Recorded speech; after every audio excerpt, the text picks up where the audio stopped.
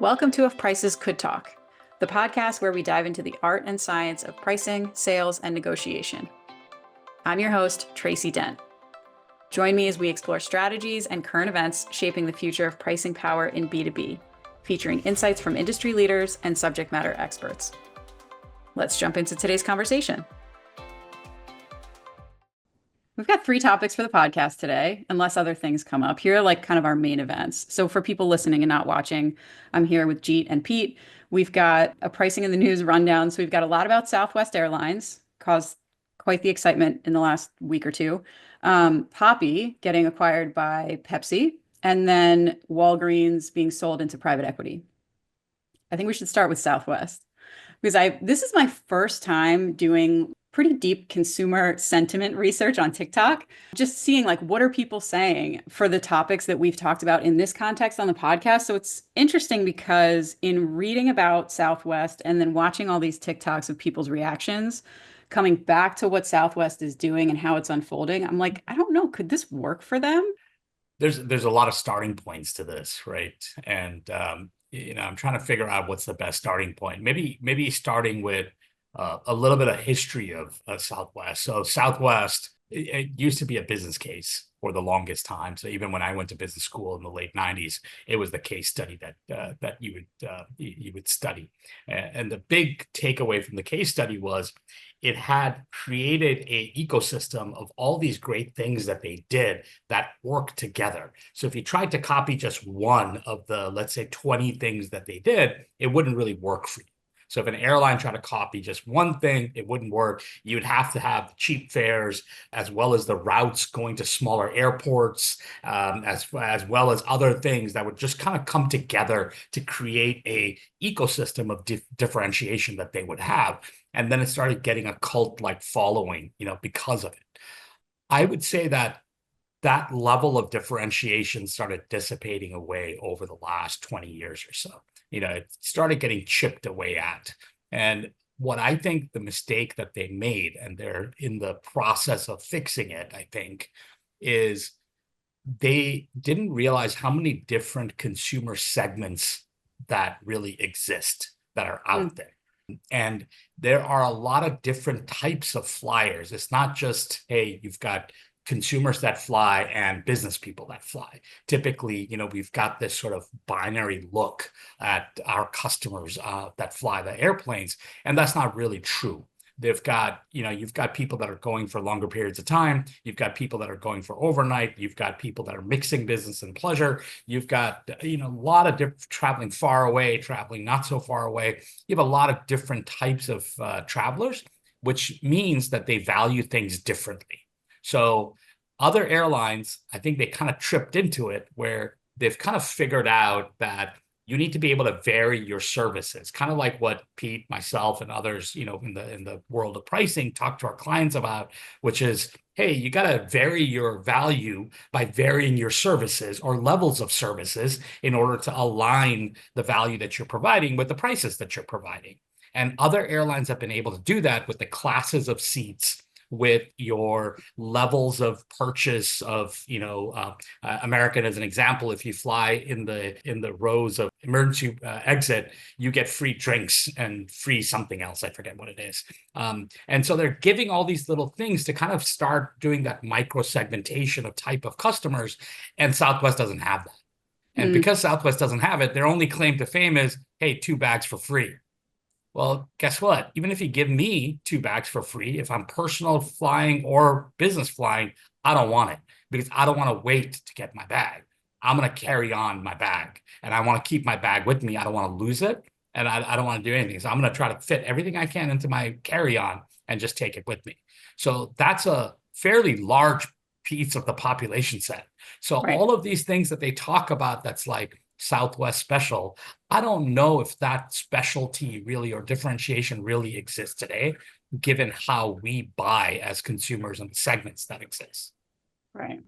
So yeah, Southwest, it's interesting. You talked to Jeet about differentiation, and I think in the early days, so Herb Kelleher, founder of Southwest, there was, I think, part of that case study that I probably looked at too, but it was like no assigned seats. There was a lot more direct routes. I think early days of airlines, there's a lot of transfers between, hub and spokes and airlines. So there'd be like bag transfers between airlines, and Southwest didn't do that. They would only transfer between their own flights. Um, and there was a story that, basically some likable grandmother had said like, "Hey, I'm traveling. It's hard. Like I have to take this other route to get to my grandkids. Like I really like a bag transfer." And it was such a sympathetic case. And basically the CEO, her, the founder, like wrote a very nice but email that said no, and he CC'd the entire company. So it was really a strategic no. It's like, well, we don't do that, but because we don't add that cost, like we can save you on the fares, we have more direct routes, we like put that money into other places to differentiate. And I feel like a lot of that has gone away over time just because the airline industry is a little bit more monolithic in the way they operate. But I do think Southwest still has direct routes, like from Denver, where I fly from, that other airlines do not go to. They like that transparency branding, like there's just not a lot of differentiation in the airline industry. And I was listening to a podcast this week. It was Scott Galloway, professor at NYU, said that in the history of aviation, there's been zero profits made. So up years and down years, but like it's a really competitive industry. It's an amazing innovation, but like it's also a terrible business kind of. And so like these little differentiations are probably all you got. And so for Southwest, they're sort of taking one of those away, and maybe Elliott Management in their takeover bid is saying, all right, well, your baggage fees are 3 to 7% of American or United or whatever. There's definitely an upside there because some people in Southwest check more than 2 bags. And maybe their timeline is just short term. It's like, hey, there's going to be a bump, the stock will move, we'll get out and be happy. Maybe long term, it's actually not the right move for the brand, but short term it is. So I feel like there's different perspectives or desires, incentives, really. They also right afterwards I got an email from Frontier that was like divorcing your old airline, bags free here. So I'm like, this is also great for Frontier and Spirit, at least for now, for the people Yeah. that are so upset about the bag thing, which I think that's an interesting point from both of you of, all right, in the bigger picture, how much does this really matter to people, or how many of their segments really care about this, you know? Yeah, Frontier and Spirit's interesting because they've kind of stuck to their segment, meaning they're saying, I'm going to be the low cost provider. Mhm. Southwest is not a low cost provider. They may Right. market themselves as a low cost. Because I live in Phoenix, I check Southwest, every time I try to fly somewhere because I want to see if it's a better deal that's out there. So I hunt for my deals. And Southwest is rarely, out of the last year, I've only flown them once because it was a better deal. And every time else, there's another airline that's got a better deal, a better route, better timing, better whatever. It just completely outshines them. And so for me, it's just, they market themselves one way, but in reality, they're not. And Mhm. that's part of their problem is they've left their DNA and they've started becoming like a larger player, like an American, Delta, United, all these guys, but they don't embrace that. They're trying to compete with the Frontier folks. Try to keep a toe here and Yeah, also here. yeah. And we all know that's probably one of the biggest mistakes you can make in business is when you try to be a little bit of everything to everyone. They're trying to get the business traveler, they're trying to get the Disney travelers, they're trying to get whoever else, everyone come and it's going to be the cheapest, bags are free, everything is free. You can sit wherever you want and it's a mess. It's a total mess because your segmentation is completely wrong. It's interesting because I do think I'm just thinking about my own flying behavior. For those routes that they fly direct and I can't get anywhere else, I'll still fly them. It won't change. Or for a given business trip, A, I never check bags. And B, even if I did, if you're expensing it to a client, for example, that's going to be indifferent. But it's the family trips where you've got kids and checking all sorts of crap. And you're like, all right, well, now that's going to be a big difference. And so I feel like for that customer, it's going to be different. And also just on the business and I think the assigned seating probably also is a move to try to get more of those travelers as well. But then, Jeet, to your point, you could choose your seat, but there's not really different services that you get. You don't get like a bigger economy class that gives you more leg room, or you can't choose like free drinks and whatever, pay for extra amenities other than the A list to whatever board early and get a free drink. So if you're kind of like in the loyalty club, there's some of those perks, but not for just a business traveler that's going to choose it once. I think they're trying to get that, Pete. I don't know if this is like the first step into that, but I think I Yeah. read somewhere that they're trying to do like a business class in a certain way of buying the ticket, the type of ticket you buy. So don't quote me on it, but I think they're probably getting to the point. They're going to look and feel a lot like, American and United, where they do their traditional sort of types of seating. I have a feeling this is just a step in that direction, right? And I agree with you, by the way. You made the point and you made it quickly. But their investor now, Yeah. Elliot, I bet there's a big push that says, hey, give me the value of the story that you have. Show me the value that it has and how you maintain customers, how you grow your customer base, how you grow your revenue base, because there's only so many ways you can grow your revenue. And so they're kind of stuck. If you don't vary your services and be able to charge for that variations, where are you going to get your growth from? And that's a question that they need to be able to answer. And so they're taking a shot at like figuring out where they can, increase their revenue. And they're trying to start looking like a American and a United and these guys. Tracy, in one of your articles that you sent out, was there any quote or stat about the reason, like the top 3 reasons people choose to fly a airline or Southwest? And did baggage rank lower? Was there anything like that, or am I just making that up?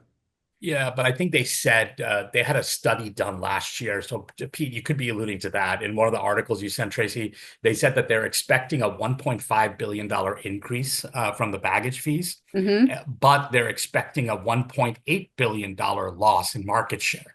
So it's a net 300 million loss that they are the third party predicted for making this change. So that's why last year they looked at it and said, no, we're not going to do it. And then now it has changed their minds.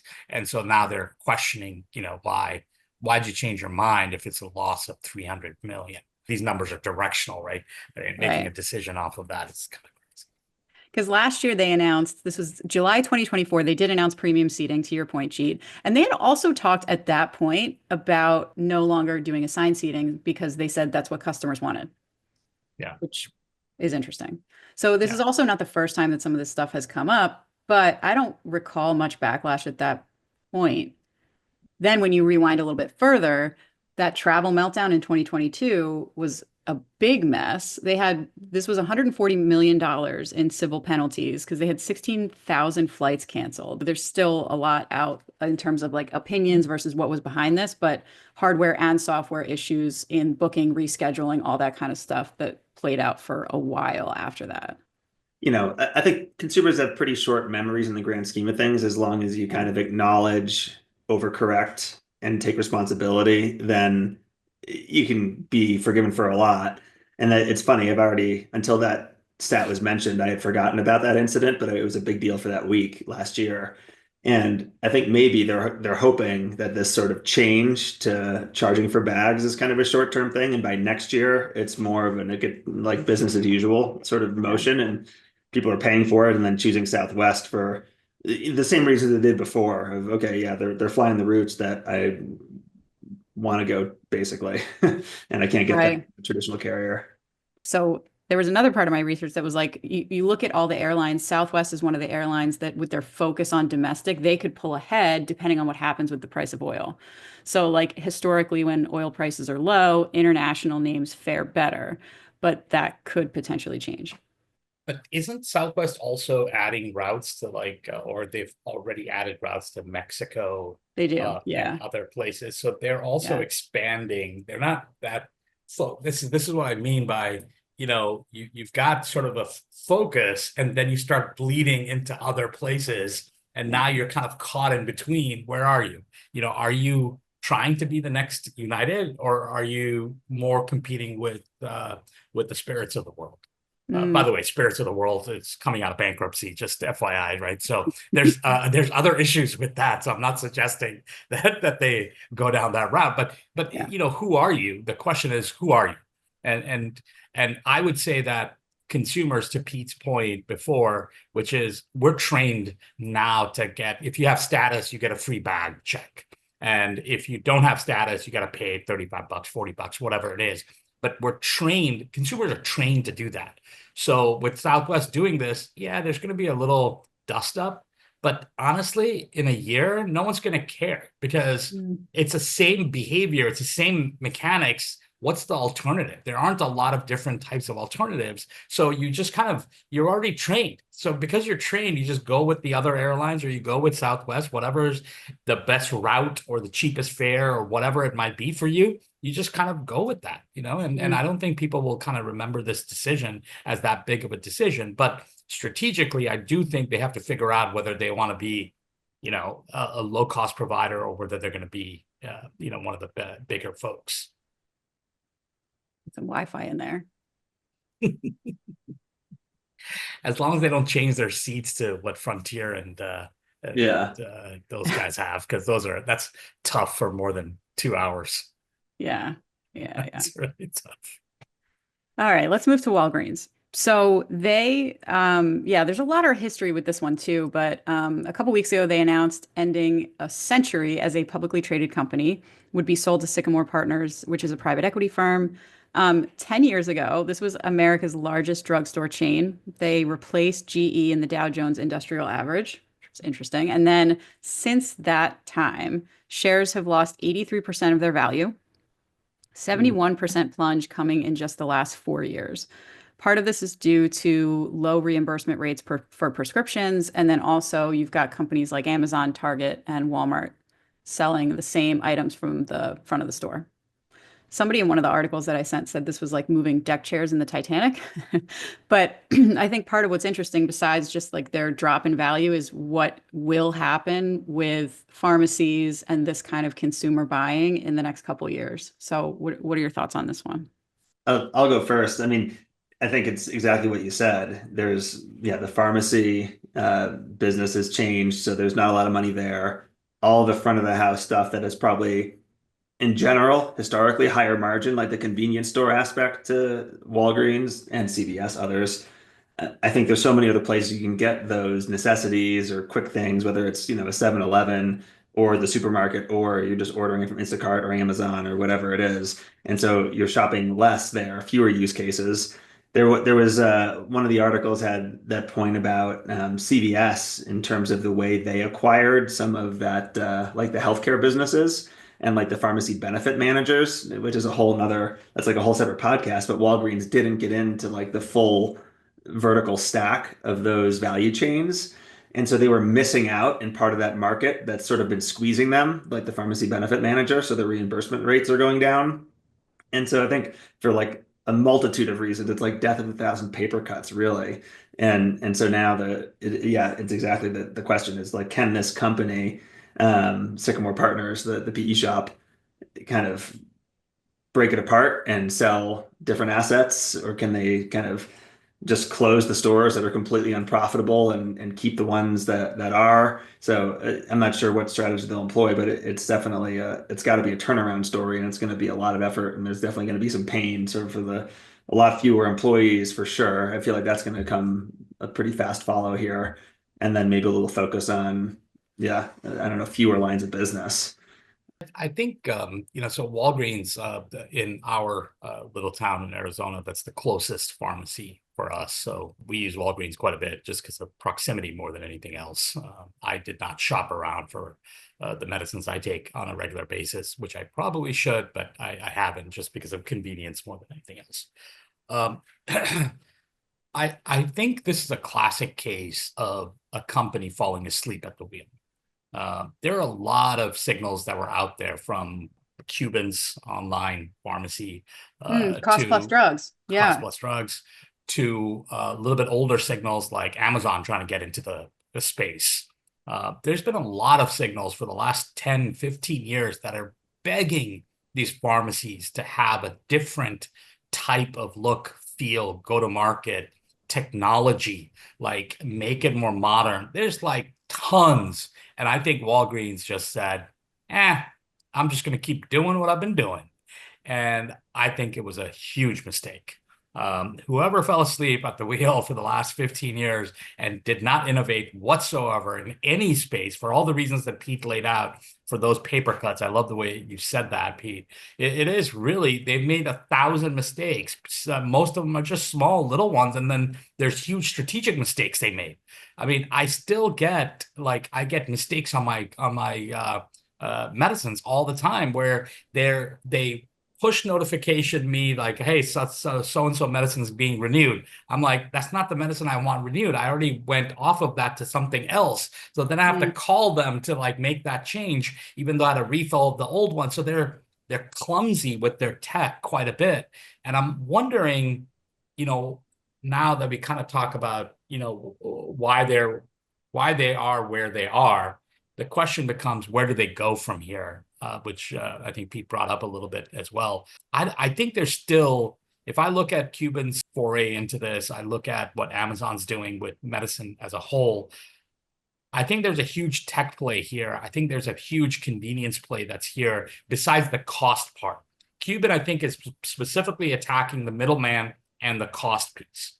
But I think there's also a convenience and a tech play that's there that people haven't quite figured out yet. And I think there's some opportunity that's there because there's all these third-party stuff that's coming in like Goodrx. There's there's another app that you put on top of your Walgreens to get a discount on your pharmaceutical needs. So there's these weird things that are popping up that just begs that the space is too much of a wild, wild west. No one's kind of figured it out. And whoever does is going to get a lot of shares because last time I checked, I don't think especially in the US, we're not going away from pharmaceutical drugs anytime soon. We're probably going to exponentially go up on it in the next, 4 or 5 years. It's almost like, where do you start? And I guess just my sentiment is when you think about the different types of drugstores, whether it's like a mom and pop shop, which has its own charm, or like a supermarket one that's convenient because it's like a one-stop shop for everything you need. And then there's like the CVS and the Walgreens.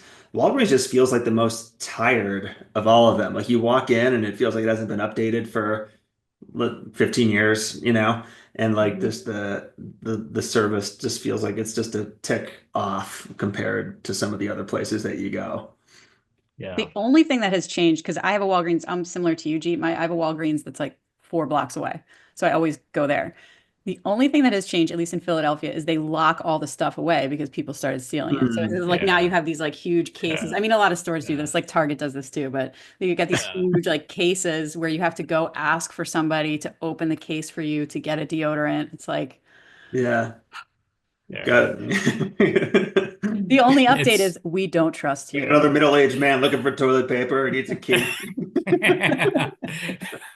It is, it is interesting that in larger cities like Walgreens has a partnership in New York here with Dwayne Reed, I think, but the back end data is not completely clean and clear. So if I'm traveling in New York and I'll be in New York for 3-4 weeks, I want to be able to cancel my renewals, pharmacy renewals in Phoenix and just have it moved to here so I can just pick it up here. And I can't do that on an app or something seamless because it's still me. They still have my ID. They have my doctor's information. They have everything. So it's not like I'm trying to play a game. It's just a data management backend play here. And they can't do, they struggle with it. I need to call Phoenix, tell them to put it back in, cancel it, and then tell them that I'm going to move it to, my Dwayne Reed here in New York. And I got to go through take 15, 20 minutes out of my day to manage my prescriptions rather than it just being an app I open up or whatever and just kind of move things around as I need to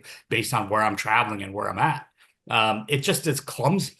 And there's so much room for efficiency. And I am one of those folks that would pay a little bit more for that convenience because I travel so much and I have these ailments that I need this medicine for, and that I'm like, okay, I will pay extra for it. So my price sensitivity is much, much less than maybe a typical healthier adult would be. But it's amazing to me that they haven't attacked these types of issues that are there for the last 15 years. Right.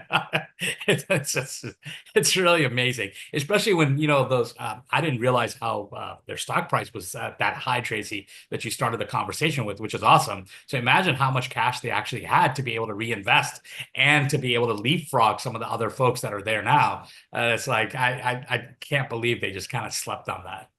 Very odd. Bizarre. Let's talk about Poppi. So Ah, Poppi, for people that don't know, Poppi is a functional soda brand. This was started by a couple, this woman who was on Shark Tank in 2018, I think. She was looking at ways to start a functional beverage line. So this is their whole claim to fame is that they're really high in fiber. It's healthier than other soda. I like the root beer, but anyway, I have one with me so that I can look at the label. So they're being acquired by Pepsi for almost $2 billion. They're obviously a signal that the functional beverage market is growing, but these guys were kind of first. Like Coca-Cola had just launched recently their own similar line, but they've got, so it's 25 calories for a can, sodium 2% for your daily value, but it's 3% juice, and then added sugar is 8%, but it's better than soda. That's like the bottom line. This is better for you than soda. And they do kind of amp up the natural ingredients and that it has a lot of fiber for your daily diet. So she was playing around, this inventor or the founder, sorry, was playing around with apple cider vinegar and some of the healthier ingredients. And here they are. It was it had the same product from then to now, but it's like a 100% rebrand. It's like it was in glass bottles or something at the Yeah. time. It was sort of like a health beverage, and they kind of moved it into mass market soda with this aluminum can. Yeah. And now it obviously has taken off, and it's grown like 100% per year Yeah. since that Shark Tank episode, basically. So yeah, it's kind of a wild story for sure. Wild story. They've got, so there's Poppi, there's Olipop, which is a different brand that's very similar. And then I can't remember the Coca-Cola brand. Simply Bob. Yeah, I think Kelly, my wife, likes that because it has the probiotics or something like that. There's Yeah. something in it that she likes. It's these types of things always. So Coca-Cola and Pepsi have been doing this for a long time, where they have brands not just in the U.S. but outside the U.S. That are local to the market that they like, and there's a big following. Like when I grew up in India, I used to love drinking Thumbs Up. That was my favorite sort of product, and it's very similar to Coca-Cola from a look perspective and also their go-to-market strategy. And Coca-Cola bought them out, at some point when the Indian market became more of an open economy. Coca-Cola came in, they bought them out. So they have a history of doing this for a long time, all the brands. And I totally get why, right? Our consumers' tastes change. There's some things that are really popular now and then it won't be, so they want to place a lot of different bets so they can kind of hit it. It's like putting chips down on a roulette table. The more chips you have and more diversified you are, wherever the number is, you've got something on it and you're going to hit it pretty big. So I totally get it. I just don't know if they do a good job of maintaining that cult-like following and growing that cult-like following that this couple was able to do since 2016 or whenever they got started. I question if they can do that well. And that's the piece, is how many times do they absorb something and they just kind of let it not die on the vine, but let it do its thing. And then if it dies out, and they just kind of focus their attention on something else. What's the next big thing? So it's a pessimistic view of things, but I wonder if this is the first step to the end of this brand and something else is going to come out of it. I don't know. That's a very pessimistic view. So usually I don't talk like that, but it's just these larger conglomerates. I don't know how in touch they are of this type of cult-like following. And I don't know if they can keep that trajectory growing through Pepsi. That's a big question. It's interesting too, because I guess Pepsi obviously took the buy strategy to acquire Poppi, and then Coke is building their own with Simply Pop, and so they're probably starting from a lower place. So Pepsi's got the lead for now, but I have a hard time foreseeing that it's just not going to be a classic Coke Pepsi battle of those two brands become sort of similar and similar market share. And the question will become, does Olipop stay just lumped in with them because nobody can tell the difference and they all have the name Pop in them? Or is that, as the independent, does that one sort of continue a growth trajectory because they're like, all right, well, it's probably healthier because it's an independent brand or what have you. I guess that's kind of the question. Yeah. Another thing that was interesting in people's commentary around Poppi being acquired was there were a number of comments with concerns about changing the recipe now that they're owned by Pepsi. Hmm. I mean, Pepsi, Coca-Cola does it too. I mean, they do tweak the recipe by the different regions of most of their beverages, right? So a Coca-Cola product, it doesn't taste like Coca-Cola product when you go to Europe or you go to Asia or wherever. Even by the different countries, they change the recipe. So some countries are more sugary, more sort of sweet. Other countries are less. So they tweak it based on the regional sort of taste or preferences of the community. So I don't know the answer, obviously, to this question, but it is something that I could see them doing because it's part of their DNA to make it more market specific as they roll that brand out in all of their sort of places. There were two things that they recovered from in the last couple of years, Poppi, before they got acquired. One was there was a lawsuit around their claims of the healthiness of the recipe. So the lawsuit was like, in order to get the fiber benefits that you, or the probiotic benefits that you are claiming, you would have to drink so much of it that the sugar content would kind of cancel out the benefits that you saw, which I thought was interesting. Obviously, they recovered from that.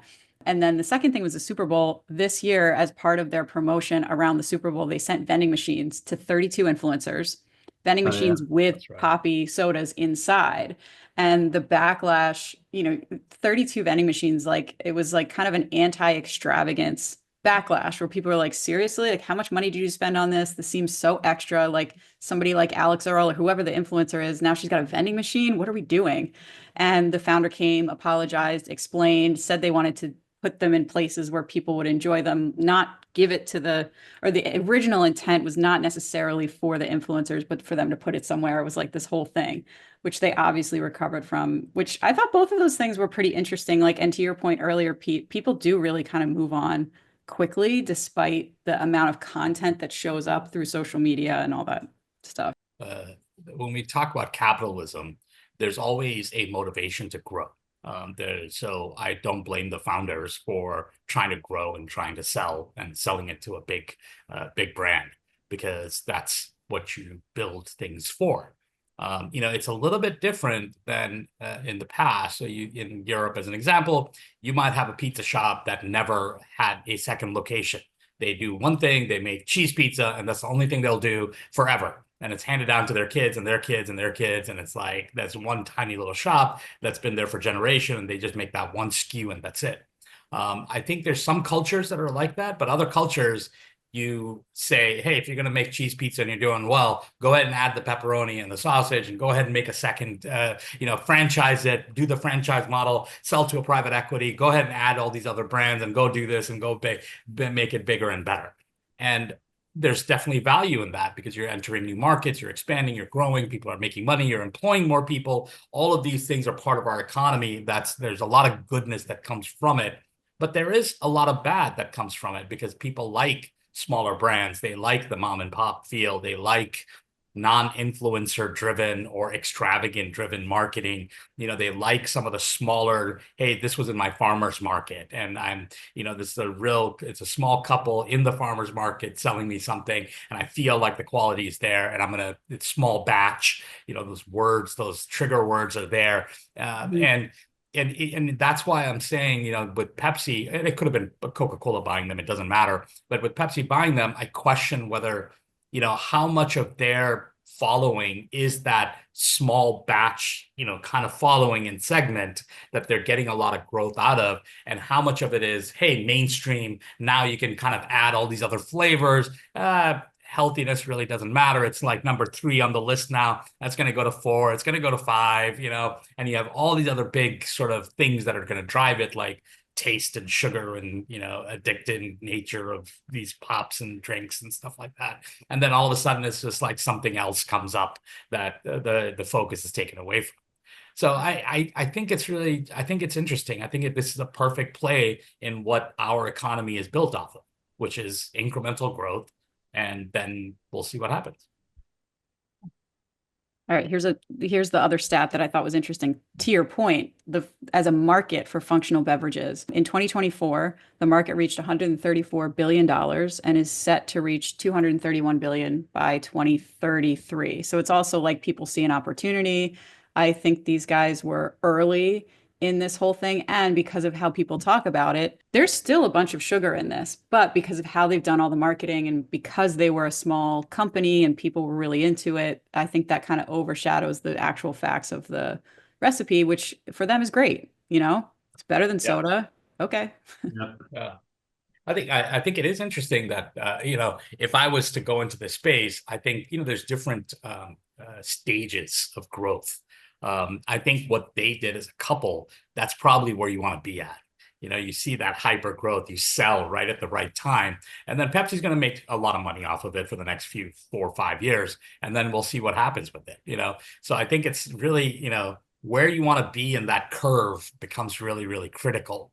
And I think the couple did a great job of being early, because I think they're going to lose that sort of cult-like following. It's going to go more mass production.